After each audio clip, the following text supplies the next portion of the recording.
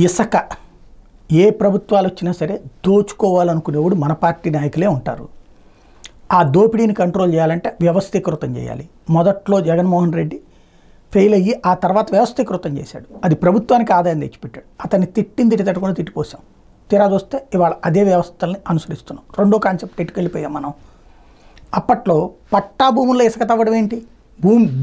భూ తల్లిని భూమాతని నాశనం చేస్తున్నారు, భూమాతని వేధిస్తున్నారు అని మాట్లాడారు. ఇప్పుడు అదే పట్టా భూముల్లో తీసుకోవచ్చట. ఏమవుతుంది? నా దగ్గర ఒక 10 ఎకరాల పొలం ఉంది, అందులో ఇసుక ఉంది, నేను తీసుకెళ్తానని వచ్చేవాడు నాకు 100 ఇస్తానంటాడు, వాడు దాన్ని 3000కి అమ్ముకుంటాడు. ఇక్కడ ప్రభుత్వం ఉచితం ఉంది కదా, ఆ రైతును అమ్ముకొనియండి, మధ్యలో మీకెందుకు బాధ? మీకేంటి సంబంధం? ఆ రైతుకి 4 రూపాయలు వస్తాయి కదా, పోనీ అతను అమ్ముకుంటాడు. లేదా ఉచితం, ప్రభుత్వం తీసుకుని ఆ రైతుకి డబ్బులు ఇవ్వండి. ఇప్పుడు ప్రభుత్వం ఆ పట్టా భూముల్లో ఉన్నటువంటి ఇసుక తీసుకుంటుందంట. మరి ఆ రైతును దోచుకోవడమే కదా. రైతుకి భూమి ఇచ్చిన తర్వాత ఆ భూమిలో ఏది పండినా అతనిదే హక్కు అవుతుంది. అక్కడ నష్టపడినప్పుడు మనం ఏమి ఇవ్వం కదా.